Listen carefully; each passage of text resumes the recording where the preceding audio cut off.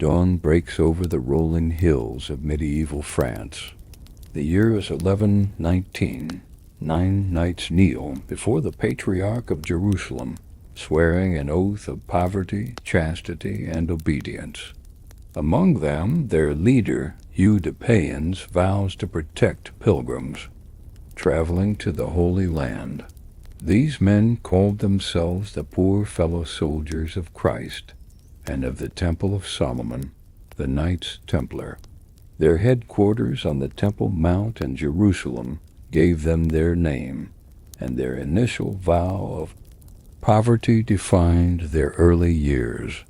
With no wealth to speak of, it was said that Hugh de Payens and Godfrey de Saint Omer shared a single horse between them, an image immortalized in their seal. But poverty, as history would prove, was a temporary condition. Within decades, the Templars transformed from humble protectors to an elite fighting force. Granted official recognition by the Catholic Church at the Council of Troyes in 1129, they became the first military order sanctioned by the Pope. Donations flowed in, land, money, noble sons eager to join their ranks. The order that began with 9 knights grew to include thousands of members across Europe and the Levant. By the dawn of the 13th century, the Templars had amassed vast estates across Europe. From England to Portugal, from France to Cyprus, the distinctive red cross on white background marked lands that generated immense wealth. But it wasn't land alone that filled their coffers. The Templars invented what we would recognize as modern banking. They developed a system where pilgrims could deposit assets at a Templar house in Europe and withdraw funds in the Holy Land, using a letter of credit, effectively the world's first traveler's check. This financial innovation transformed an order into Europe's first multinational bank. Kings, nobles, and merchants all entrusted their wealth to the Templars, whose houses became more secure than royal treasuries. The Paris Temple became the financial center of Europe, a medieval Fort Knox where the French crown jewels were stored and the royal treasury kept.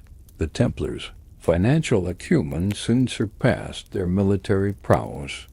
They became Europe's primary lenders, financing royal ventures, wars, and castle construction. Their financial network stretched across Christendom, allowing for unprecedented movement of capital. Monarchs who once donated to the order now found themselves indebted to it. In England, the Templars managed a collection of royal taxes. In Aragon, they administered the royal treasury. In Jerusalem, they served as royal treasurers. Their economic influence was unmatched by any institution save the Catholic Church itself. At their height, the Templars owned over 9,000 manors and estates across Europe. They commanded fleets of ships in the Mediterranean. Their annual revenues would rival those of Europe's wealthiest monarchs. It was wealth that brought them power, and ultimately, it was wealth that brought them down. By the late 13th century, the Templars' fortunes seemed secure, their position unassailable. The fall of Acre in 1291, the last Christian stronghold in the Holy Land, dealt a blow to their primary purpose, but hardly to their financial empire. They simply shifted operations to Cyprus, continuing their banking activities unabated. There, vast stone commanderies dotted the European landscape, centers of commerce and agriculture. The Templar headquarters in Paris was described by visitors as a city within a city, with its own walls, church, and great tower where their legendary treasure was kept. It was said that a man on horseback would take 3 days to ride across. The Templar lands in the province of Languedoc alone dot the Templars' agricultural innovations. brought them wealth from the land. Their shipping interests brought them wealth from the sea. Their banking activities brought them wealth from nobles and commoners alike. Even Muslims, nominally their enemies, utilized their financial services. In an age of faith, the Templars had made Mammon serve God, or so they claimed. Yet as the 13th century gave way to the 14th, dark clouds gathered on the horizon.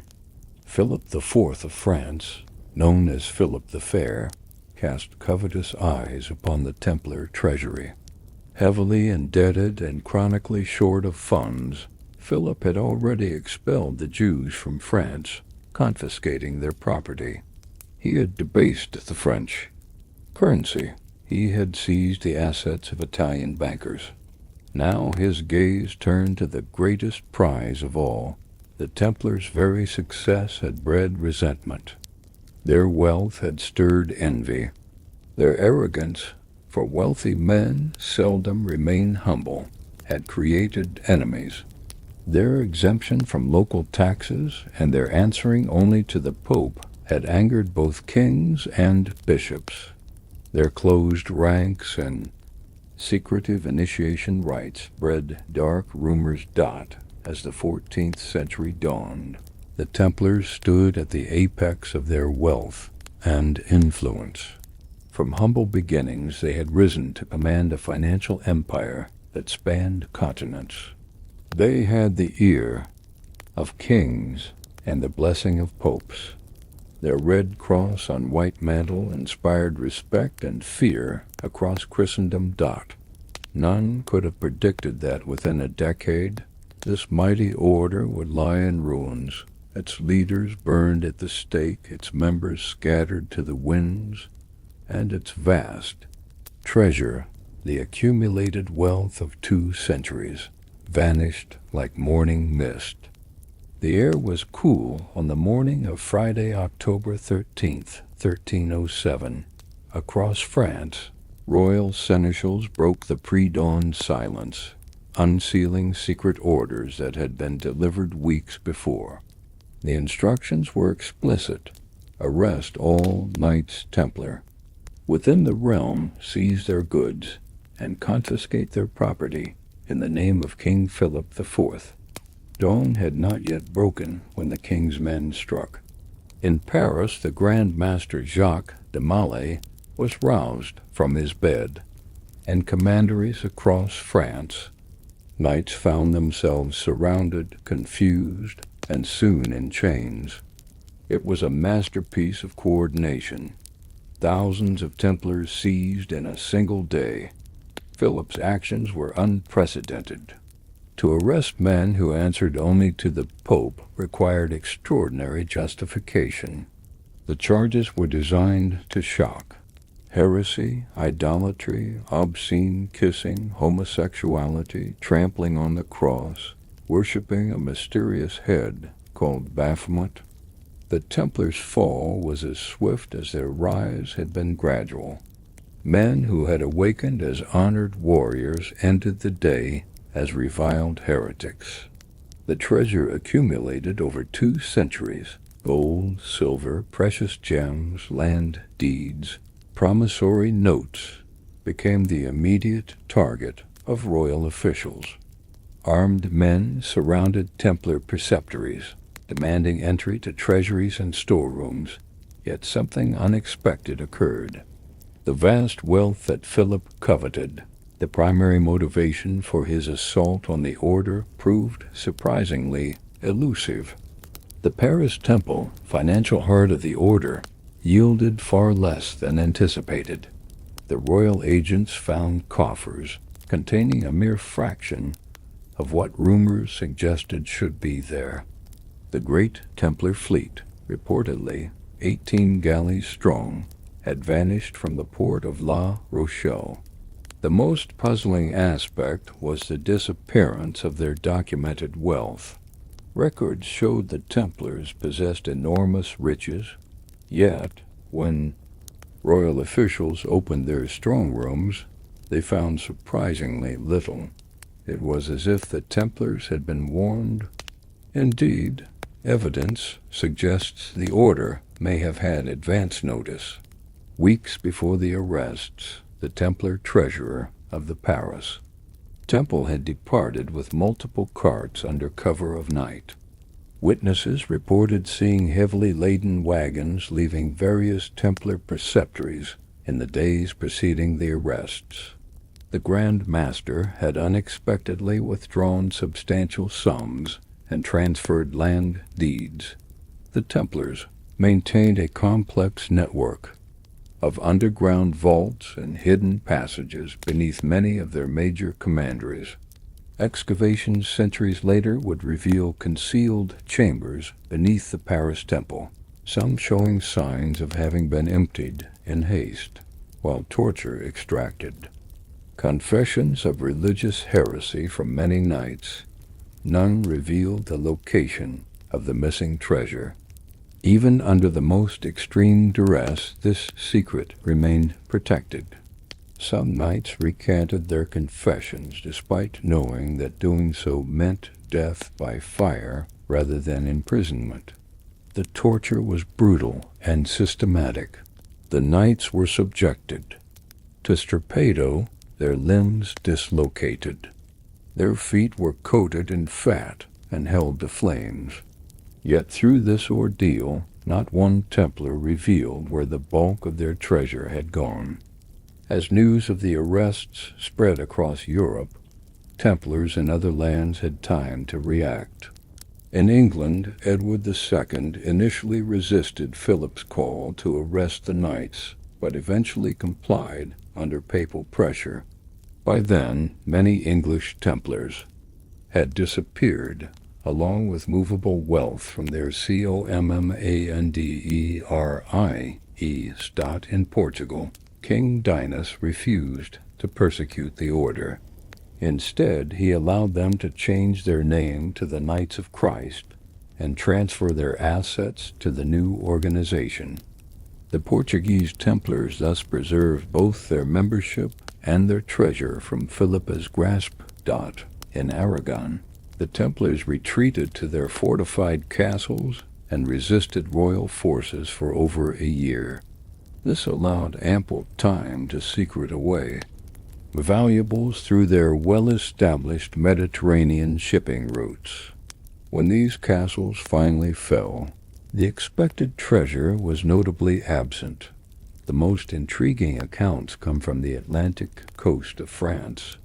In the weeks before the arrests, unusual activity was reported at the Templar naval base at La Rochelle.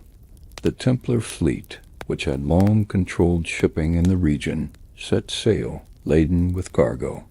Their destination and the nature of their shipments remain one of history's most tantalizing mysteries. Persistent legends claim a flotilla of 18 Templar ships left La Rochelle, carrying the bulk of the Order's transportable wealth. Their destination has been the subject of speculation for centuries. Scotland, Portugal, newly discovered Atlantic islands, or even the shores of North America. The Templars were master navigators with detailed charts and knowledge that may have exceeded the common understanding of geography at that time. Their ships regularly made the journey to their preceptories in Scotland. Could they have transported their treasure there in advance of Philip's move against them? As Philip's inquisitors continued their grim work, the missing Templar wealth became an obsession for the king. Royal officials tore apart Templar properties, stone by stone. They dug up floors and gardens. They tortured servants and associates of the order. The wealth they did recover, primarily in the form of land and buildings that couldn't be moved, was substantial but fell far short of expectations. The Pope, Clement V, initially protested the arrests, but soon acquiesced to Philip's pressure.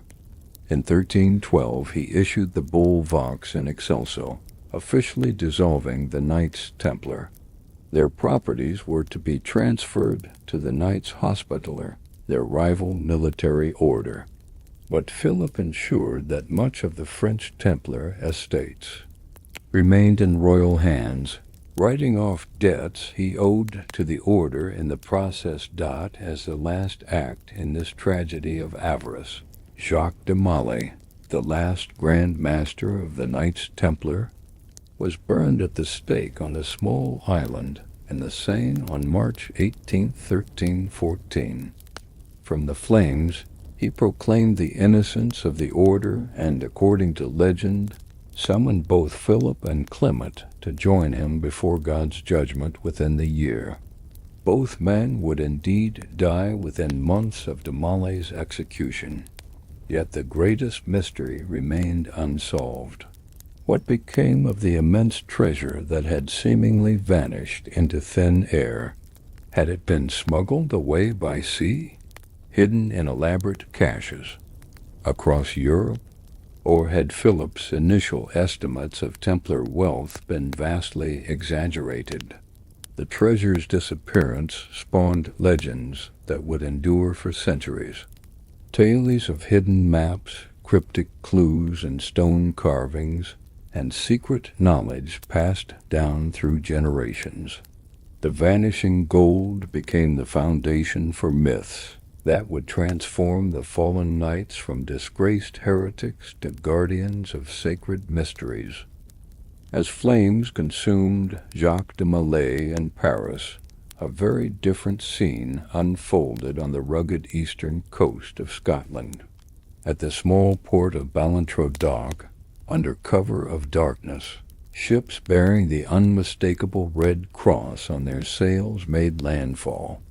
Men in cloaks disembarked, carrying sealed chests. They were met not with arrest warrants, but with sanctuary. Scotland in 1307 stood in a unique position. Under the leadership of Robert the Bruce, it was engaged in a desperate war for independence against England. Excommunicated by the Pope for murdering his rival in a church, Bruce had little reason to heed papal bulls calling for the arrest of Templars. Indeed, he had every reason to welcome warriors with military expertise and possibly substantial wealth.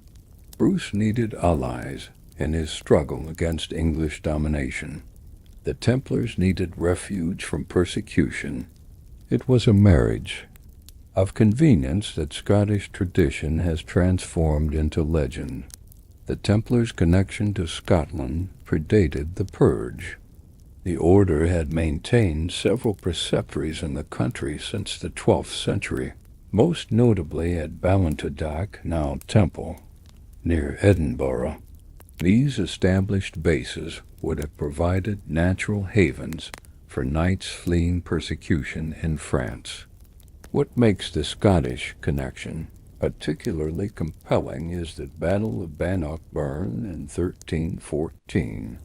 Despite being vastly outnumbered, Bruce's forces achieved a stunning victory over the English army. Scottish chronicles written centuries later claim that at a crucial moment in the battle, a fresh contingent of unknown knights appeared on the horizon, their intervention turning the tide in favor of the Scots. The legend has these mysterious knights wearing the regalia of the Templars, fighting with their distinctive tactics. While contemporary accounts make no mention of such intervention, the timing is suggestive. Bannockburn was fought just months after de Molay's execution. Whether or not Templars directly participated in Bannockburn remains contested. What is more certain is that Scotland became a haven for those fleeing Philip's persecution. The remote Scottish highlands and islands offered perfect hiding places not only for men, but also for treasure. The architectural legacy provides tantalizing clues. Rosslyn Chapel, built in the mid-15th century by William Sinclair, Earl of Orkney, contains stonework that seems to incorporate Templar symbols alongside imagery from the East. that would have been unknown to most European stonemasons of the period. The chapel's elaborate carvings include representations of plants from the New World, created decades before Columbus's voyage. The Sinclair family had long-standing connections to both the Templars and seafaring.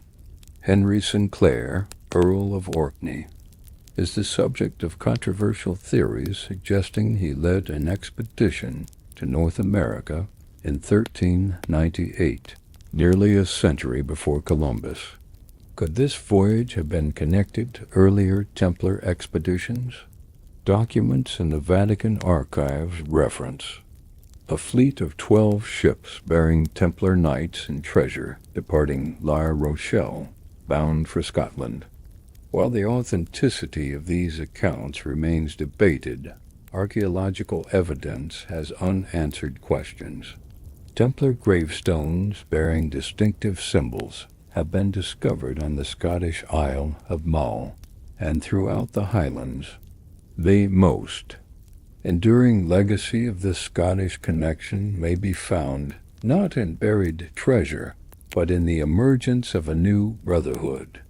As the 14th century progressed into the 15th and 16th, Scotland became the birthplace of organizations that some scholars believe preserved Templar traditions, knowledge, and possibly their secret treasures. The early stonemason guilds of Scotland developed unusual rituals and symbols that appear to have little connection to the practical craft of masonry.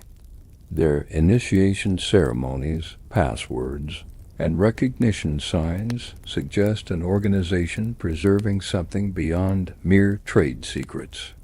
These guilds evolved into what would later be called Freemasonry. The earliest documented Masonic lodges in the world were founded in Scotland. The oldest written Masonic records, the Shaw Statutes of 1598, and the minutes of the Lodge of Edinburgh from 1599, come from Scotland. These documents reveal an organization already ancient in structure, with degrees of initiation and esoteric symbolism. The parallels between Templar traditions and early Masonic ritual are striking. Both featured degrees of initiation, sacred geometry, and architectural symbolism. Both emphasized the building of King Solomon's temple. Both used the symbols of the square and compass. Both taught a system of moral instruction veiled in allegory and illustrated by symbols. When Freemasonry emerged publicly in 1717, with the founding of the Grand Lodge of England, its structure and traditions were already fully formed. It appeared not as a new organization, but as an ancient one, finally stepping from the shadows. Scottish Freemasonry specifically incorporated elements that linked it directly to the Templars. The Royal Order of Scotland, one of the oldest Masonic bodies, claims foundation in 1314, the year of both de Montlé's execution and the Battle of Bannockburn. Its rituals specifically honor Robert the Bruce and the knights who supposedly came to his aid. The highest degrees of Scottish Rite Freemasonry culminate in the Knights Templar degree, where the initiate symbolically transforms into a Templar seeking revenge for de Montlé's execution. This ritual explicitly frames Freemasonry as the continuation of the Templar tradition, preserving their secrets across the centuries. Did the Templars' treasure make its way to Scotland? The physical evidence remains elusive. Yet perhaps the true treasure was not gold or silver, but knowledge, esoteric traditions, architectural expertise, navigational charts, banking systems, and organizational structures that would influence European development for centuries to come. As the Middle Ages gave way to the Renaissance and Enlightenment, the shadow of the Templars stretched forward through time.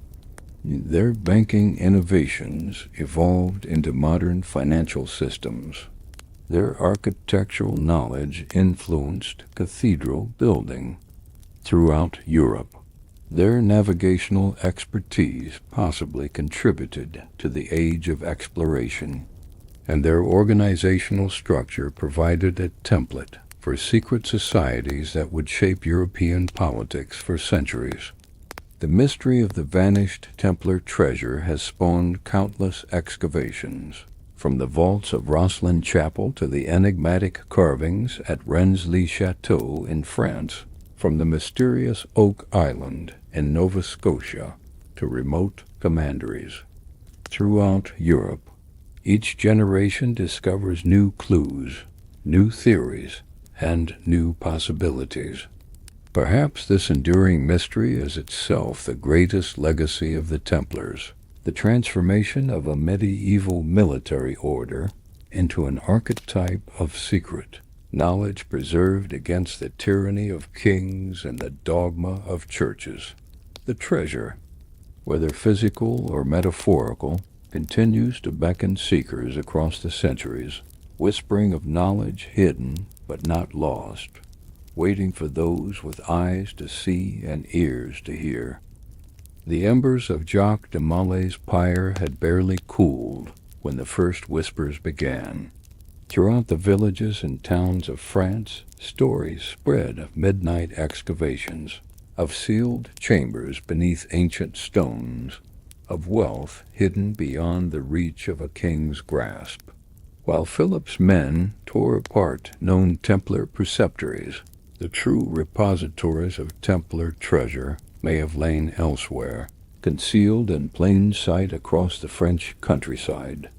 France had been the heartland of Templar power.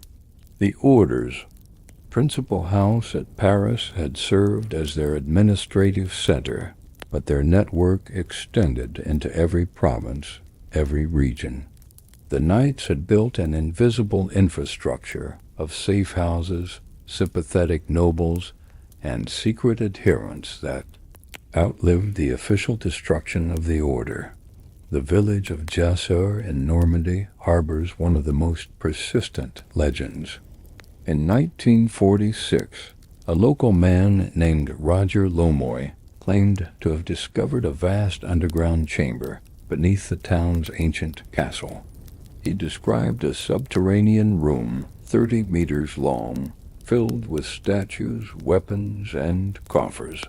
When authorities finally investigated, they found no such chamber. Yet ground-penetrating radar surveys conducted decades later revealed anomalies consistent with Lomoy's description. Jasseur had indeed been a Templar possession.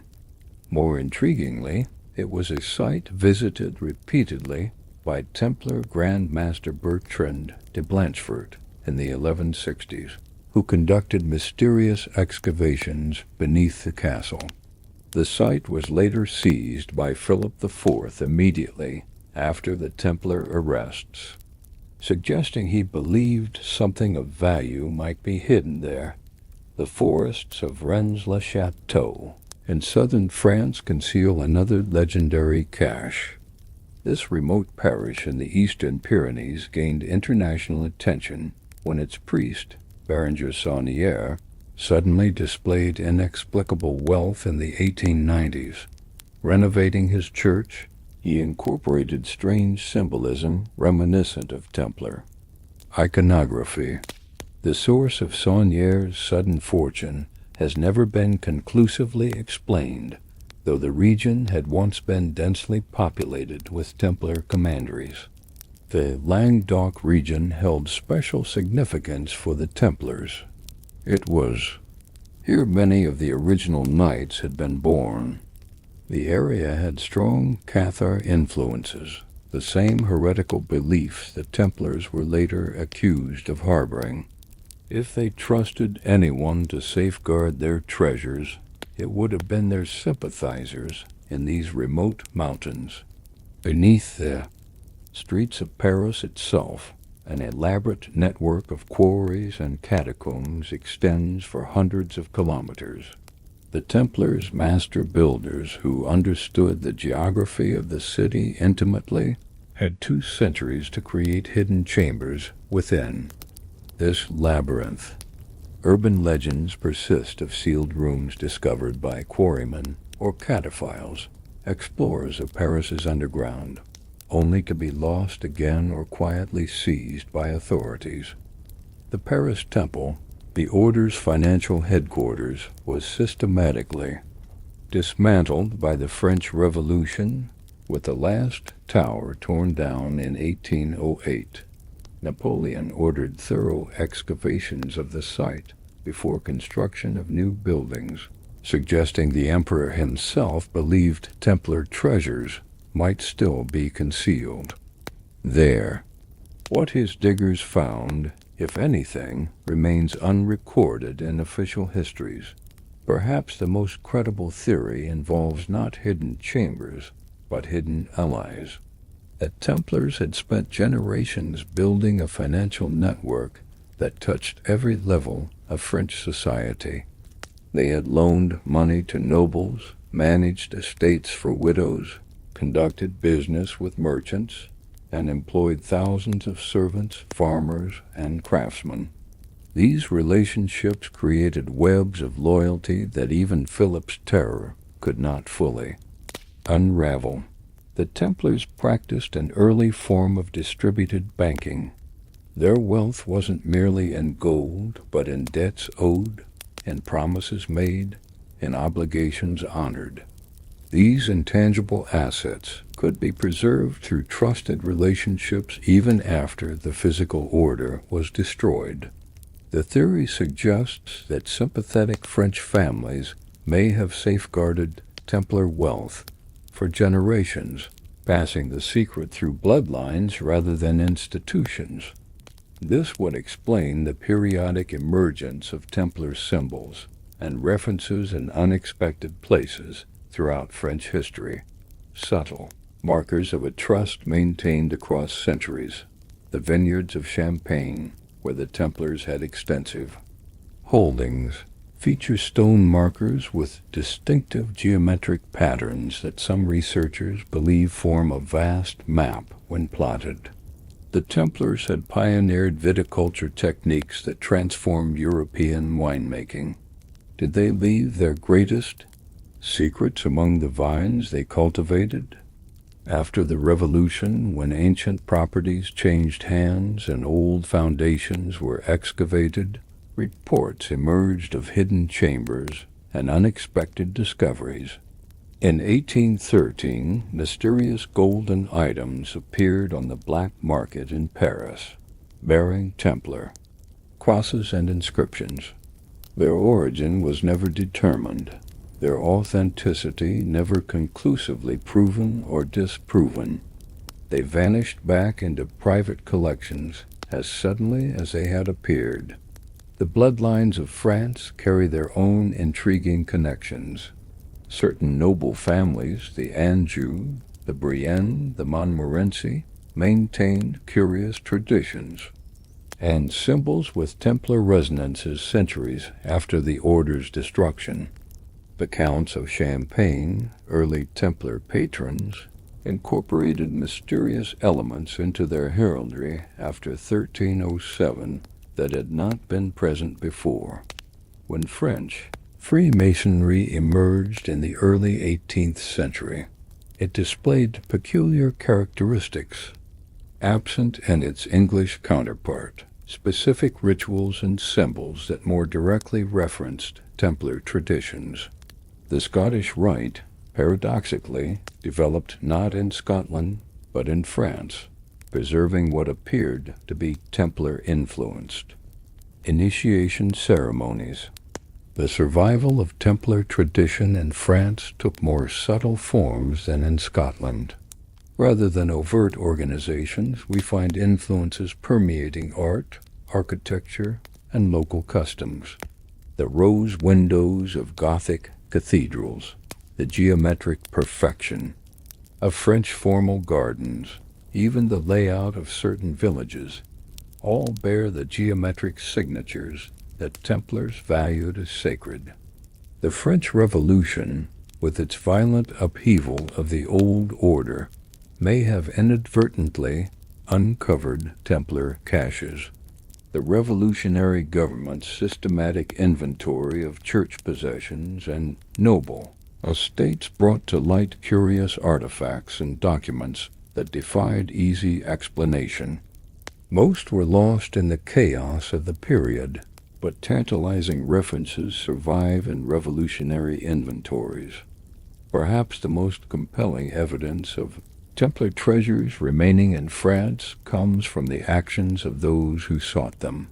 From Philip IV to revolutionary committees, from Napoleon to Nazi archaeological teams, each generation has conducted systematic searches of suspected Templar sites throughout France. These persistent efforts across 7 centuries suggest the enduring belief that something of immense value remains concealed in French soil. The true legacy of Templar wealth in France may be hiding where we least expect it. Not in dramatic, golden hoards, but in the subtle influence their financial and architectural knowledge had on European development. The Gothic cathedrals, the banking systems, the agricultural innovations, these were treasures of knowledge that survived long after gold could be spent. Yet the legend persists of physical treasure waiting to be found. In the forest of Brittany, in the caves of the Pyrenees, in the foundations of ancient Paris, somewhere, perhaps the last secret of the Templars remains hidden, guarded by the descendants of those who swore to protect it when the world turned against the warrior monks, who had once been the most trusted bankers in Christendom. The port of La Rochelle still faces the Atlantic, much as it did on that autumn day in 1307, when the Templar fleet was said to have set sail, heavy with treasure and burdened with secrets. The waters that stretch westward from this ancient harbor have carried 7 centuries of speculation. Where did those ships go, and what precious cargo did they bear? La Rochelle had been the Templars' maritime headquarters, their primary Atlantic port, and the center of their naval power. The order maintained a substantial fleet. Estimates range from 18 to 24 ships, capable of transatlantic voyages. These were not mere coastal vessels, but formidable ships designed for long-distance travel, carrying supplies, men, and gold between European ports and the Holy Land. The Templars were as accomplished at sea as they were on land. They had developed navigational techniques beyond those commonly known in Europe. Their ships incorporated design elements from both European and Arabic traditions, making them uniquely suited for ocean voyages. Historical records confirm unusual activity at La Rochelle in the weeks before October 13th, 1307. Numerous accounts describe a flurry of nighttime loading, with carts arriving from Templar preceptories across western France. When Philip's men finally seized the port, they found empty storehouses and a conspicuous absence of vessels. The Templar fleet, which had dominated the harbor for generations, had vanished. The immediate assumption that the ships had sailed for Scotland aligns with the evidence of Templar presence there after the Purge. Yet Scotland may have been merely the first harbor in a more ambitious escape. The Scottish Isles offered temporary refuge, places to regroup and perhaps transfer cargo to less recognizable vessels before continuing to more distant destinations. Portugal presents another compelling possibility. The Portuguese king not only refused to persecute the Templars, but actively protected them, allowing the order to change its name to the Knights of Christ and retain its properties. The Portuguese Templar fleet, operating from the Atlantic port of Tomar, continued maritime activities uninterrupted. The distinctive red Templar cross remained on their sails, barely modified in their new guise. The Portuguese connection becomes even more significant when we consider what happened a century later, the Portuguese Age of Discovery, which opened Europe's path to the New World, was led by Prince Henry the Navigator, Grand Master of the Knights of Christ, the direct successors to the Portuguese Templars. The ships that carried Columbus, da Gama, and Magellan on their voyages of discovery bore the modified Templar cross on their sails. They navigated using techniques and charts closely guarded by the Knights of Christ. Were these explorers following maps that had been in Templar possession since before the Purge? Did the Order's maritime knowledge preserved in Portugal include awareness of lands beyond the western horizon? Tantalizing archaeological evidence suggests Templar presence in the New World before Columbus. The Newport Tower in Rhode Island, with its peculiar architecture matching Templar churches in Europe, has been carbon dated to the 14th century. Stone carvings in Massachusetts and Connecticut bear symbols associated with the order. While mainstream archaeology dismisses these as coincidental or misinterpreted, the pattern of evidence continues to intrigue researchers. Perhaps the most persistent legend concerns Oak Island off the coast of Nova Scotia. This small island contains what appears to be an elaborately engineered shaft, the famous Money Pit, constructed with sophisticated flood traps and multiple chambers. Archaeological dating places its original excavation in the 14th century, while its engineering shows a level of complexity consistent with Templar construction techniques. The Money Pit incorporates elements we see in Templar structures across Europe: a knowledge of hydraulics, precise geometric alignment, and symbolic placement of markers. Whether it was created to hide treasure or to mark a location of significance, it bears the hallmarks of Templar design. The Zeno narrative, a controversial document published in 1558, describes a voyage by Venetian navigators in the late 14th century who encountered a Scottish nobleman leading a settlement in what appears to be Nova Scotia. This nobleman, identified as Henry Sinclair of Orkney, had strong family connections to the Templars. While historians debate the document's authenticity, recent archaeological discoveries have corroborated some of its geographical descriptions. Maritime expansion theory extends beyond the Atlantic. Templar ships from Mediterranean commanderies could have reached safe harbors in North Africa, Cyprus, or even more distant shores.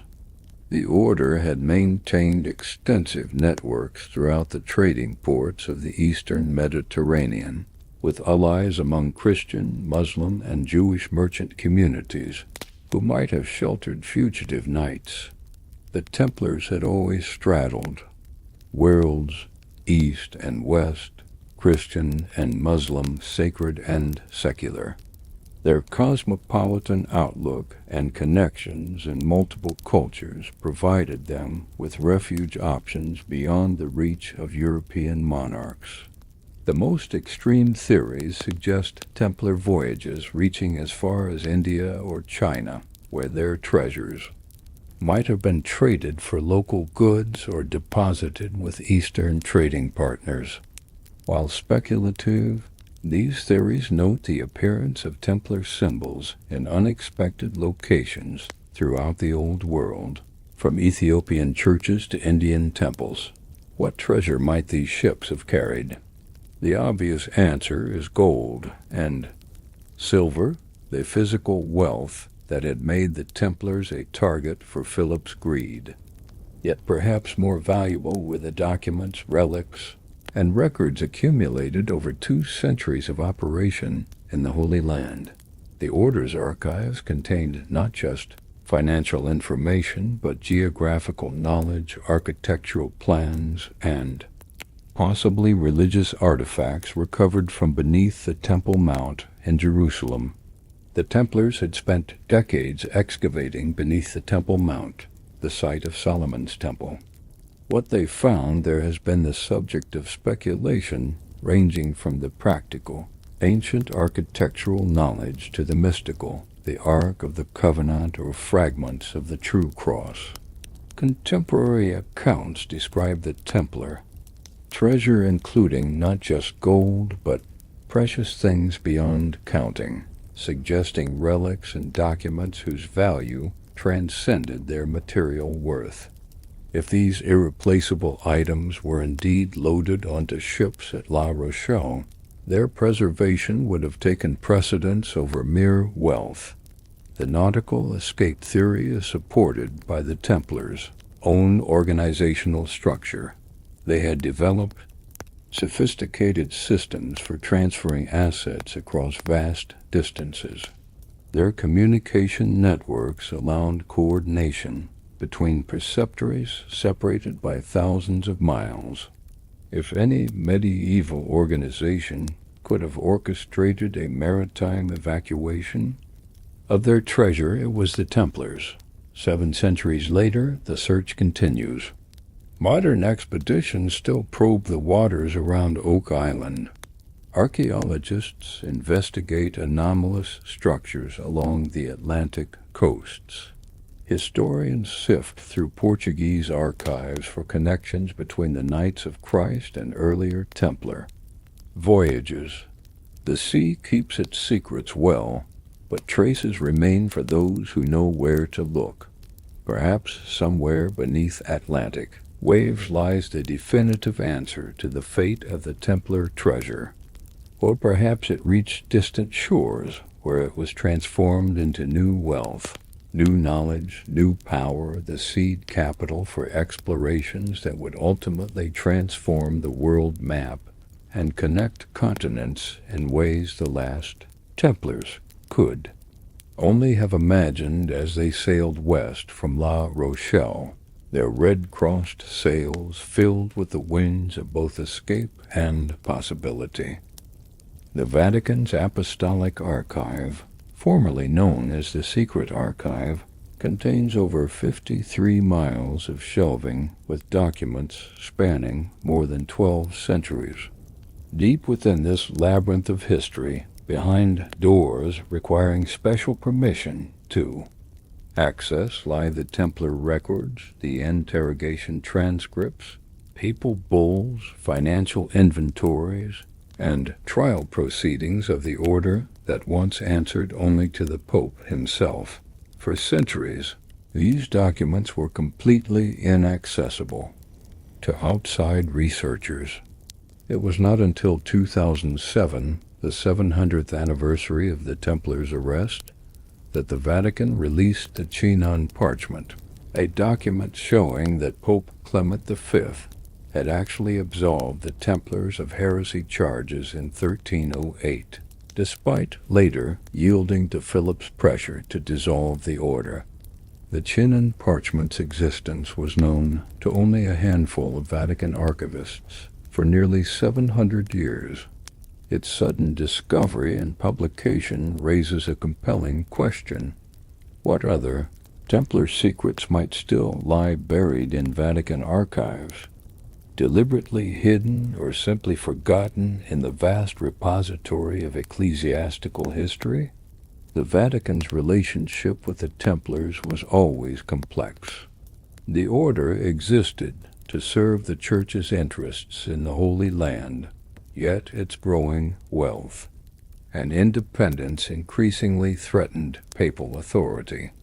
When Philip moved against the Templars, Pope Clement's response was hesitant and contradictory, condemning the arrests, then validating the confessions, absenting the leaders privately, then dissolving the order publicly.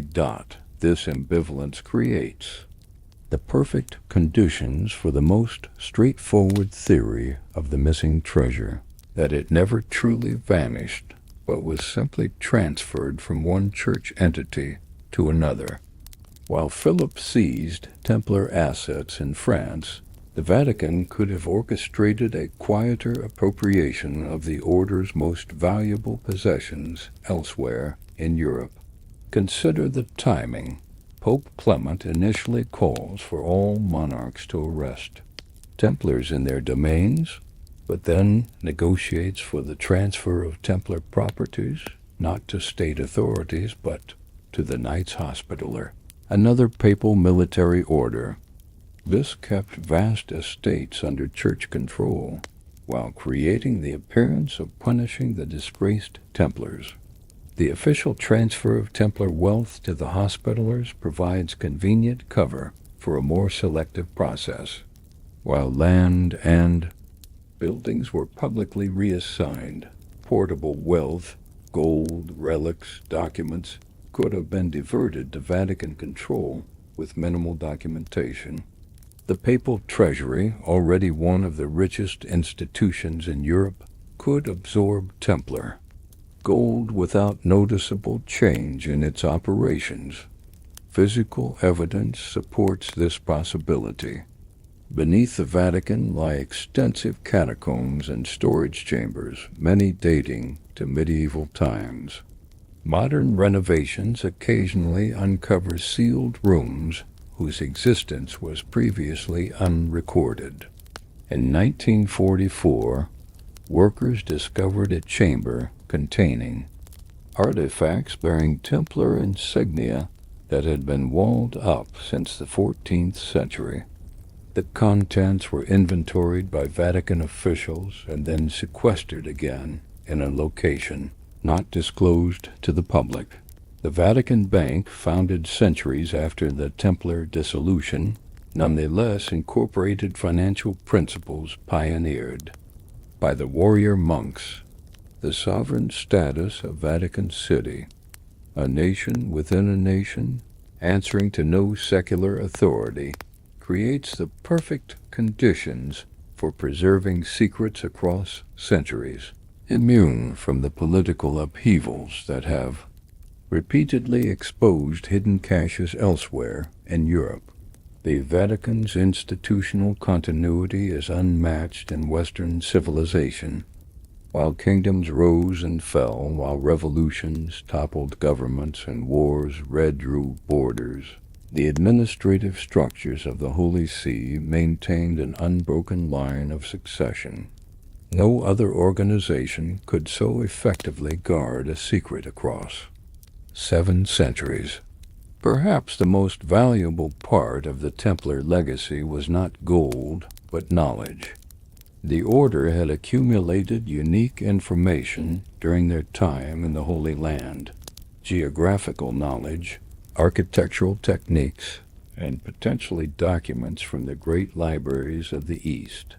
Their excavations beneath the Temple Mount may have yielded artifacts from the original Temple of Solomon or early Christian relics. The Vatican Library contains over 75,000 codices and 1.1 million printed books, with restricted sections accessible only to specially approved scholars. Medieval catalogs of the collection mention texts with Templar provenance that no longer appear in public inventories. Have these documents been destroyed or merely reclassified to more secure holdings?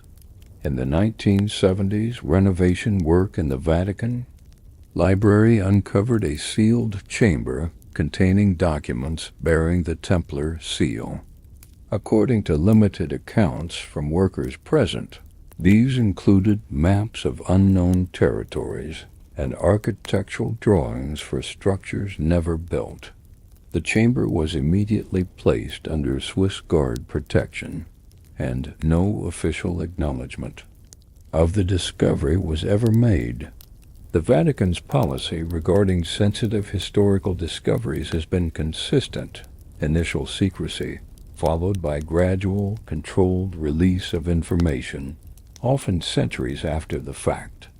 Jean Parchment's revelation, after 700 years, suggests a timeline for truth that operates on a different scale than secular historical research.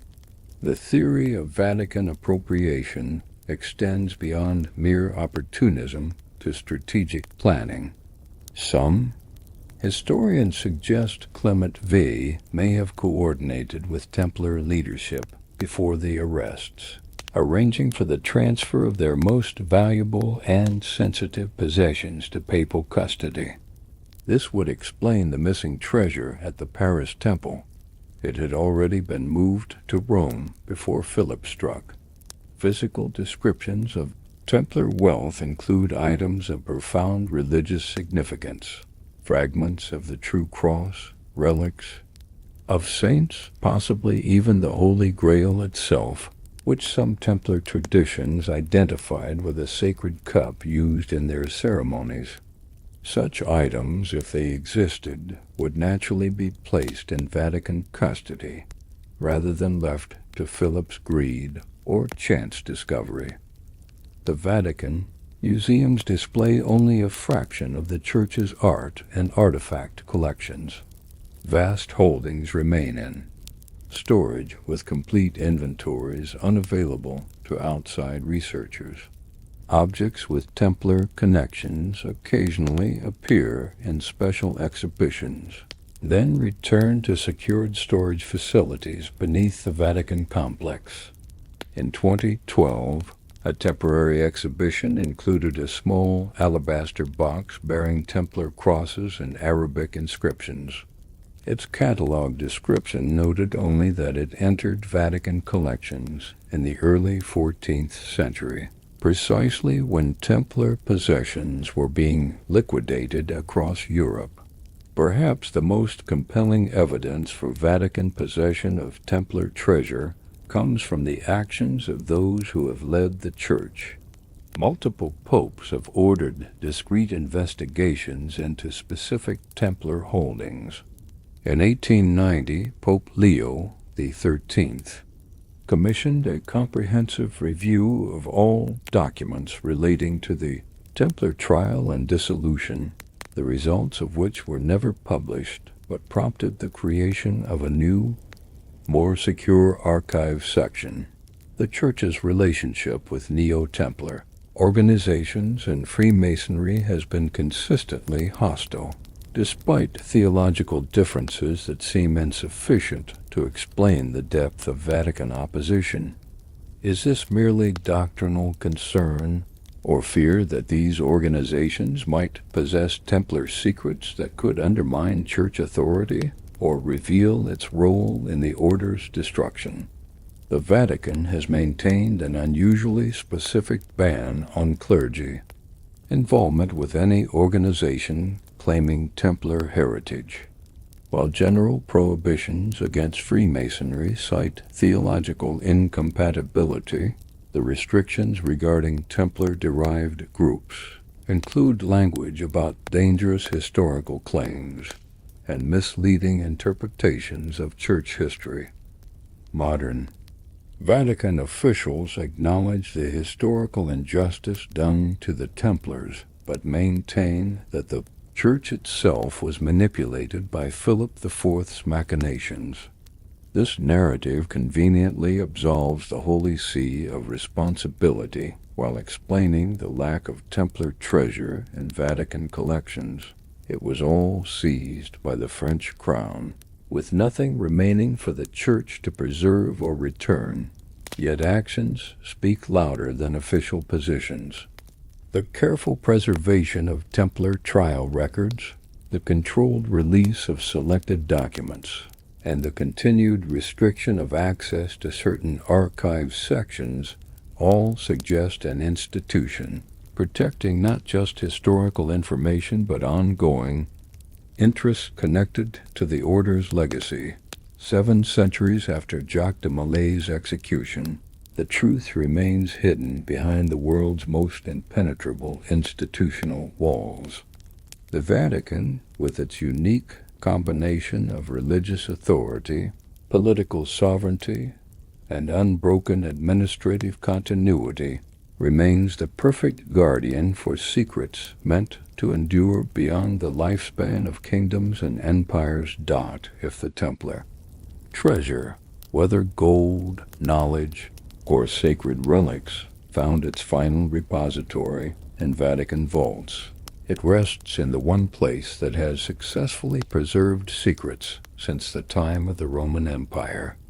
There it may remain, neither confirmed nor denied, protected by the same power that first sanctioned the poor fellow soldiers of Christ and of the Temple of Solomon 9 centuries ago on the blood-soaked soil of Jerusalem. In the shadow of Rosslyn Chapel, just south of Edinburgh, the afternoon sun catches the intricate stonework of a pillar unlike any other in Christendom. The apprentice pillar, with its spiraling dragons and otherworldly geometry, stands as a bridge between worlds, medieval and Renaissance, sacred and profane, Templar and Masonic. Here, in this enigmatic 15th century chapel built by William Sinclair, we find perhaps the most compelling physical connection in the transformation of one secret brotherhood into another. The destruction of the Templar Order created a vacuum. Thousands of knights, sergeants, and affiliated members suddenly stripped of their identity, yet still bound by oaths and shared secrets. The scaffolding of their formal organization had been dismantled, but the human connections, the knowledge, and possibly the wealth remained. Like water finding new channels after a dam breaks, the Templar current continued to flow beneath the surface of European society. The transition from Templar to Mason wasn't a single event, but a gradual evolution across generations. It wasn't that Templars gathered one night and decided to become Freemasons. Rather, their knowledge, traditions, and possibly their treasure required guardianship that outlived individuals. New vessels were needed for ancient wine. Scotland provided the ideal conditions for this transformation. Remote from Rome's authority and Paris's reach, with a monarch actively resisting external control, it offered sanctuary not just for individual knights, but for their collective identity. The Sinclair family, with their extensive lands and political influence, emerged as particular patrons of these displaced warriors. Rosslyn Chapel itself contains unmistakable Templar symbolism alongside imagery that would later become central to Masonic ritual. The intertwined roses and stars that adorn its ceiling later appeared in early Masonic tracing boards. The chapel's famous apprentice pillar incorporates elements of the Templar seal while illustrating principles that would become central to Masonic teachings about the murder of Hiram Abiff, the legendary master builder of Solomon's Temple. William Sinclair's decision to build Rosslyn wasn't merely architectural, but ideological. The chapel serves as a stone encyclopedia of esoteric knowledge, preserving in its carvings and layout concepts that couldn't safely exist on paper in an age of religious persecution. The timeline supports the Templar Masonic connection. The first documented lodges of operative stonemasons in Scotland date to the late 1300s, emerging within decades of the Templar suppression.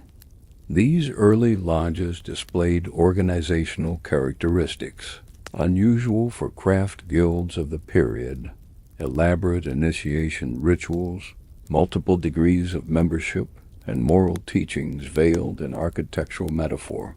The Scottish stonemason guilds maintained an unusual degree of secrecy compared to other trade organizations. They developed recognition signs, passwords, and symbolic gestures to identify fellow members. practices unnecessary for simple craft protection, but essential for a group preserving forbidden knowledge. Most significantly, they incorporated rituals centered around the building of Solomon's Temple, the very site where the Templars had established their headquarters. The early Masonic lodges functioned almost as memory palaces, their rituals, designed to transmit knowledge without written records that could be seized by authorities. The Temple of Solomon became the central metaphor, a building that existed only in memory, just as the Templar Order itself had become a structure of remembrance rather than stone. By the 16th century, these lodges began accepting accepted, or non-operative members, men who weren't stonemasons by trade, but were admitted for other qualities. This transition accelerated in Scotland before spreading to England. The earliest records of these accepted Masons include men with family connections to known Templar sites and descendants of families associated with the original order. The Scottish Rite of Freemasonry, which developed its explicit Templar references in 18th century France, drew upon traditions that Scottish émigrés had carried to the continent. Its highest degrees culminate in the Knight Kadosh ritual, where the initiate symbolically takes revenge for de Mauley's execution. The candidate is specifically asked if he is ready to avenge the death of Jacques de Mauley, an extraordinary preservation of Templar memory in an ostensibly new organization. The Knight Templar degree in Masonry isn't just symbolic homage. It contains specific historical details about the order that weren't publicly available in the 18th century. The ritual includes references to internal Templar practices that match descriptions found in trial documents that remain sealed in Vatican archives until modern times. The physical transmission of Templar wealth into Masonic hands remains speculative yet tantalizing. Certain Masonic lodges, particularly in Scotland and France, possess artifacts of uncertain provenance, medieval swords bearing Templar crosses, fragments of manuscripts with Templar seals, ceremonial items whose design matches descriptions from Templar inventories. These objects are rarely displayed publicly, and their provenance is closely guarded. More concrete is the transmission of philosophical and architectural knowledge. Early Masonic texts contain sophisticated understandings of sacred geometry, astronomical alignment, and architectural principles that match techniques used in Templar constructions across Europe. The design principles that governed Templar churches reappear in buildings commissioned by early Masonic lodges. The Templars had developed a distinctive architectural style that incorporated sacred mathematics, the golden ratio, sacred geometry, astronomical alignments. These same principles appear in early Masonic designed structures, showing a continuous transmission of knowledge that couldn't have been coincidental. When Freemasonry emerged publicly in London in 1717, with the formation of the Grand Lodge of England, it appeared as a fully formed system with elaborate rituals and philosophical underpinnings. This sudden emergence of a sophisticated organization suggests it wasn't a new creation, but the public manifestation of something that had long existed in the shadows. The Masonic emphasis on religious tolerance, accepting members of all faiths who believed in a supreme being, echoed the Templars' unusual cosmopolitanism. Both organizations operated at the crossroads of Christianity and Islam, incorporating elements from both traditions while officially serving Christian purposes. Both maintained connections to Jewish mystical traditions and geometric knowledge. preserved in Arabic mathematical texts. The Templars had developed banking systems that required trust across religious boundaries. They operated in Muslim territories while serving Christian kingdoms. This necessarily created a more universalist perspective than was common in medieval Europe, a perspective that reappears in Freemasonry's acceptance of members across religious divides. The question of Templar treasure, physical gold, and valuables finds a possible answer in the early funding of Masonic activities. The construction of the first Grand Lodge building in London required substantial capital whose source remains unclear. Early Masonic charitable activities were unusually well funded for a newly formed organization. The rapid spread of lodges across Europe required financial support that exceeded the apparent resources of their stated membership. Perhaps most telling is the reaction of established powers to early Freemasonry. The Catholic Church's swift and severe condemnation of the craft, beginning with Pope Clement XII's 1738 bull, In Eminenti Apostolatus, echoed the language used against the Templars 4 centuries earlier. The specific concerns, secret rituals, suspected heresy, an autonomous organization outside church control, mirrored the accusations that had brought down the warrior monks. The Church's institutional memory is long. The specific language in papal bulls against Freemasonry suggests recognition of something familiar and threatening, not a new organization, but the reemergence of an old adversary thought safely eliminated centuries before. The French Revolution brought another strand of the Templar Masonic connection into public view.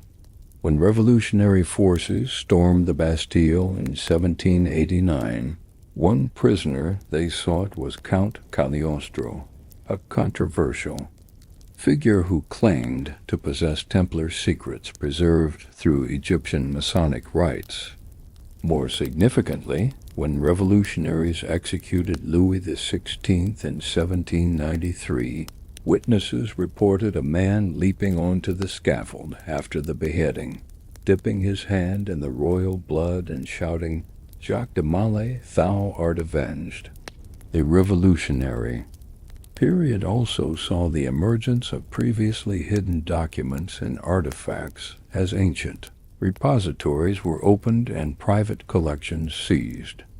Among these were items bearing Templar insignia that had been preserved within Masonic Lodge collections, tangible evidence of the connection between the two brotherhoods.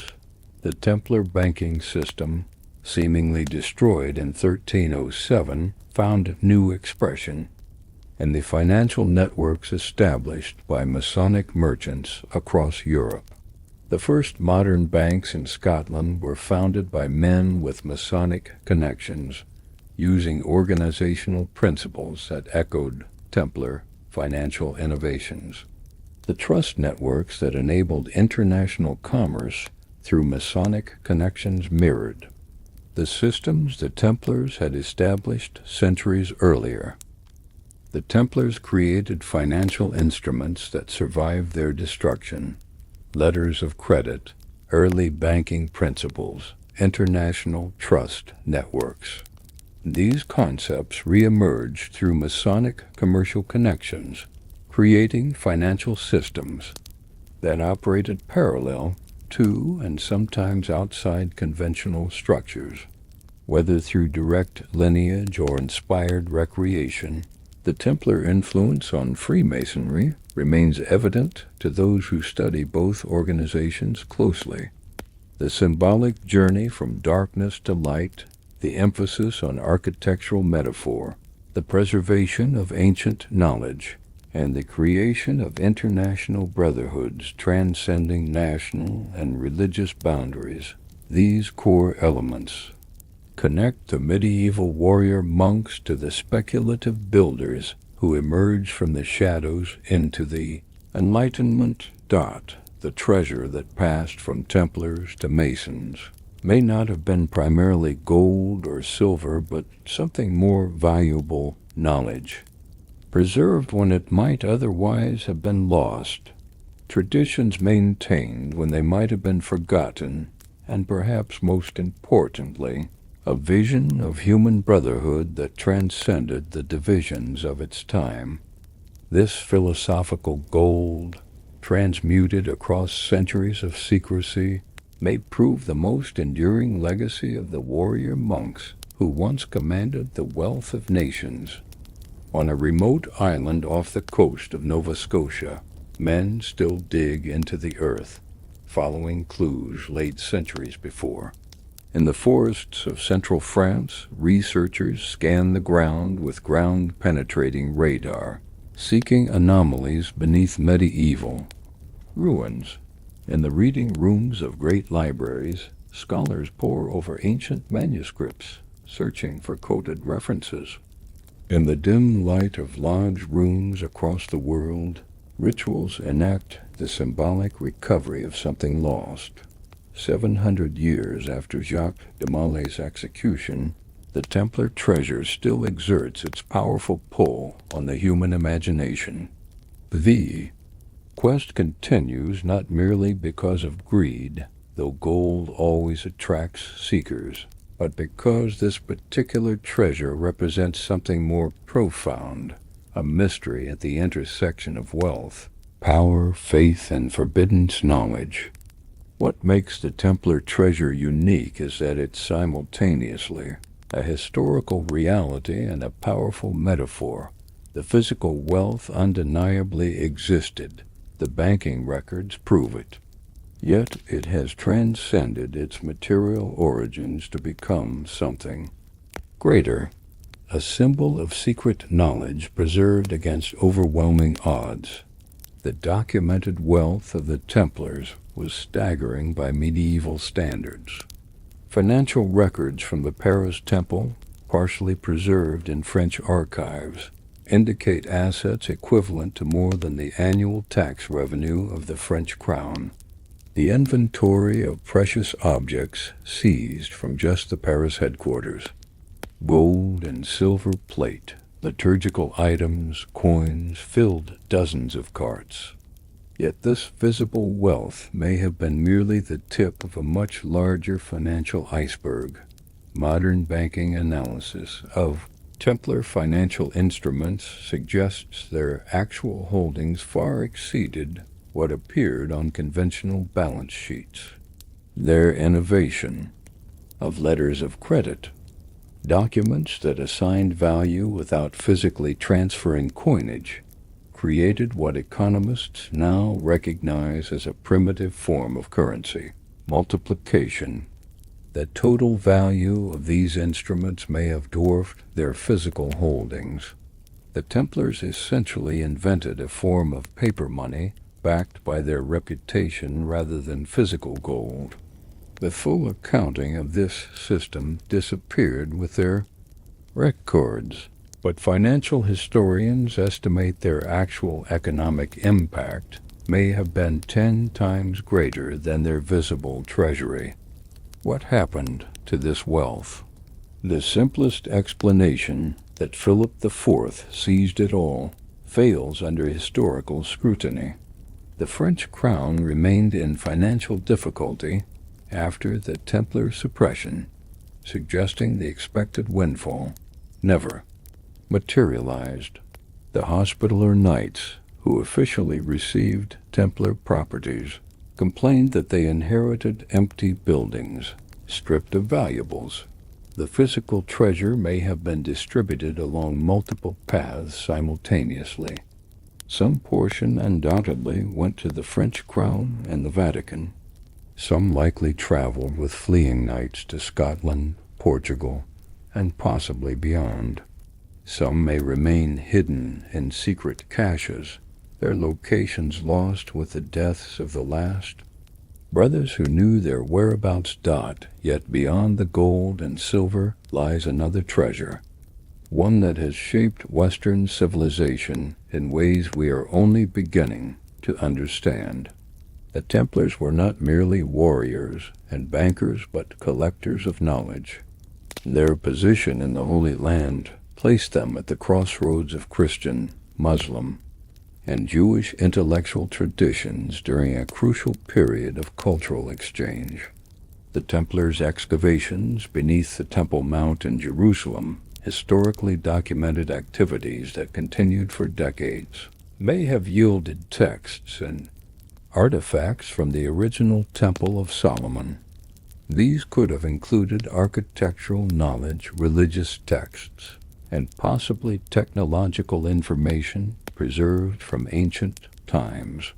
This intellectual treasure, geometric principles, architectural techniques, navigational knowledge, financial innovations, didn't require physical transport in the same way as gold. It could be carried in the minds of initiated brothers, transmitted through ritual and symbol, preserved in ways that left few obvious traces for historians to follow. The enduring allure of the Templar story lies in this duality, the tangible treasure that might still lie hidden in some forgotten chamber, and the intangible legacy that may have shaped the modern world through secret transmission across centuries. Oak Island's famous money pit embodies this dual nature perfectly. For over 2 centuries, treasure hunters have excavated this elaborate structure, encountering ingeniously designed flood traps and mysterious artifacts like fragments of parchment and carved stones. The engineering required to create such a complex underground structure in the 14th century, when carbon dating places its origin, implies knowledge and resources beyond what conventional history assigns to that period in North America. What makes Oak Island so compelling isn't just the possibility of treasure, but the certainty of intention. Someone went to extraordinary lengths to create a structure that could only have been built by sophisticated engineers with abundant resources. Whether it contains Templar gold or merely serves as a marker in some larger pattern, it stands as evidence of activities conventional history cannot easily explain. The Templar legacy extends into unexpected realms of modern life. Banking systems, insurance principles, international commercial law, diplomatic protocols, naval architecture, all show influences that can be traced back to Templar innovations. Whether through direct transmission or parallel development, the organizational systems they pioneered continue to shape our world. Perhaps most significant is their architectural legacy. The sacred geometry employed in Templar churches, precise mathematical relationships, and astronomical alignments reappears in buildings erected centuries later by architects with Masonic connections. The Washington Monument, the street plan of Washington, D.C., the layout of early American cities like Philadelphia, all incorporate geometric principles that echo Templar architectural philosophy. The Templars understood architecture as a form of embodied mathematics, physical expressions of universal principles. This approach to building as sacred geometry passed through generations of master builders, eventually influencing the design of cities and institutions that would shape the modern world. The symbolic treasure of the Templars, their cross patee, their dual rider seal, their black and white battle flag, has shown remarkable persistence across centuries. These symbols reappear in contexts separated by time and geography, suggesting an underground current of influence flowing beneath the surface of conventional history. Modern researchers approaching the Templar mystery bring new technologies to bear on ancient questions. Ground-penetrating radar reveals chambers beneath medieval churches. Digital analysis of manuscripts uncovers coded messages invisible to earlier generations of scholars. Chemical testing of artifacts provides precise dating and material composition. Yet despite these advances, the ultimate answers remain elusive. The most tantalizing aspect of the Templar treasure is that just enough evidence exists to confirm something significant remains undiscovered. Documents continue to emerge from private collections and sealed archives. Architectural anomalies defy conventional explanation. Financial records show wealth that departed but never arrived at its documented destination. The quest itself has become part of the legacy. Each generation approaches the mystery with its own preconceptions and desires. During the Romantic era, the Templars became symbols of noble sacrifice and arcane wisdom. During the Enlightenment, they represented rational brotherhood and religious tolerance. In our own time, they embody the allure of conspiracy theories and hidden history. Yet beneath these projections lies a historical reality, an organization of extraordinary wealth and power destroyed in its prime, its assets scattered, its knowledge driven underground, its members forced into exile or worse. The trauma of this destruction rippled through European society, creating currents that would emerge in unexpected ways across centuries. Perhaps the most valuable Templar treasure isn't gold or artifacts, but their story itself, a cautionary tale about the vulnerability of even the mightiest institutions to sudden reversal of fortune, about the persistence of knowledge beyond the organizations that gathered it, about the human capacity to preserve what is precious across generations. Despite overwhelming opposition, for those still searching for physical treasure, the hunt continues in ever more remote locations.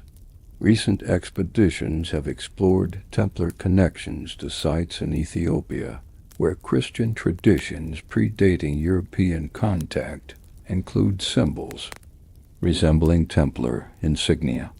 Others investigate the mysterious Kensington runestone in Minnesota, whose disputed inscription describes a Norse expedition accompanied by AVM, potentially Ave Maria, a Templar invocation. The digital age has created new opportunities for both serious researchers and imaginative speculators. Online communities share discoveries, analyze documents, and map potential Templar sites across continents. Ancient manuscripts, long accessible only to privileged scholars, now circulate as high-resolution scans available to anyone with internet access. This democratization of historical research has accelerated the hunt while sometimes blurring the line between evidence and imagination. What separates serious Templar research from fantasy is not where one looks, but how. The methodology matters more than the theory.